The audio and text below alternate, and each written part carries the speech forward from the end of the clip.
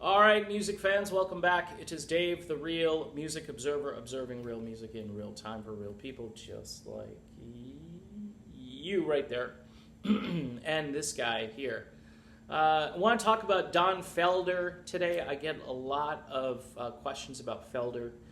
My Felder videos, I believe, are some of my most popular videos, more or less stating the obvious, but a lot of people either want the validation or they want to debate. You know, this Eagles fast lane thing that I occasionally have to debate, singing the praises and the joys and the wonders of Don Henley and Vince Gill and Stuart Smith. I get it. You know, this is a well-oiled machine. It's a product of Irv Azoff and Irv.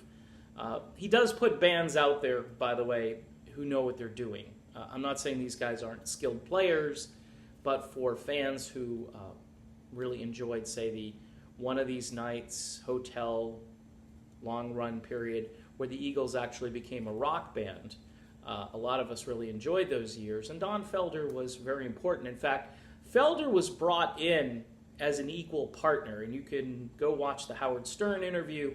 You can read Felder's book, Heaven and Hell, and you can find this information. It's not rocket science to figure it out. That when you think of it this way, you're brought into a partnership, and someone says, hey, you've got the same rights as we've got. Now, Felder, you may say, well, he wasn't a great songwriter. It was all Henley and Fry. Okay, well, it actually then became kind of all Henley. So even Glenn Fry, his output became less and less. And in the Eagles doc, they kind of make mention of that, and they sort of excuse it away. Well, we've got Don Henley, so no need for me to sing. No need. And did they co-write songs? Sure, but I'm betting you that the Henley tunes that he sang were more written by Henley, and maybe, I don't know, Fry may have had a part in it or a smaller part in it. Of course, there are still gems like Heartache Tonight. It's all Glenn Fry, a little help from Bob Seger. So the point being for a lot of folks is that, hey, Felder doesn't have the writing chops. He wrote songs. He wrote a song with Randy Meisner. I mean, he can write songs. He came out with an album a few years ago, and I think the songwriting on that is very solid. I mean, he could have been a more important songwriter in this band, and you could have had more partnerships within the band.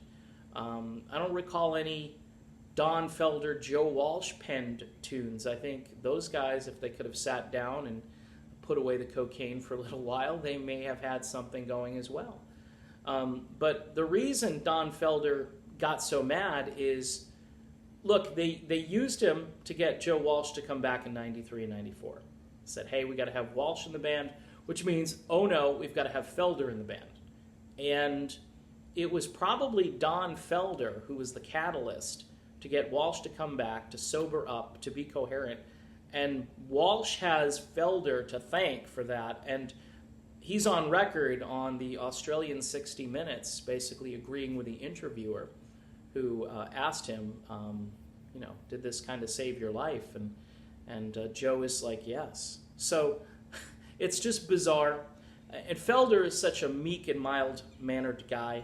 I just think he said to himself, look, I deserve a portion of this. I mean, if not for just the fact that I wrote all the music to Hotel California, but a contract is a contract. And back when the Eagles brought him aboard, they made him an equal partner.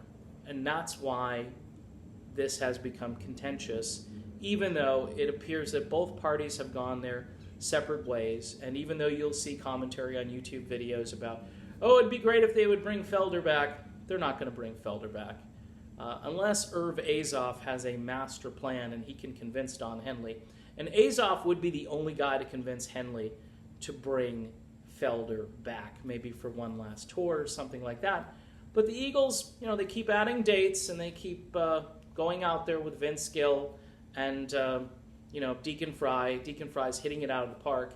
I think it would be a great lineup to see the same lineup without Vince Gill and with Don Felder instead. And you probably don't need Stuart Smalley Smith either. You just you just need Felder. But I don't think that's ever going to happen because it's Henley's thing to control. Azoff could control Henley, but I think in this day and age and how late in the game it is, I don't think you're going to see that. But Don Felder has every right to want a portion of what's his because a contract was signed. And much like the whole Little River Band thing that I'm involved in from time to time, which, by the way, there's a parody video of me out there, which I've tried to get taken down, and I've tried to get the user banned and so forth. That hasn't happened, and he's got bigger troubles coming his way, not from me. So if you see that video, you might want to report it. Tell your friends, hey, this guy is impersonating this other guy. I think he calls me the unreal music observer. I mean, it's amazing how creative people can be.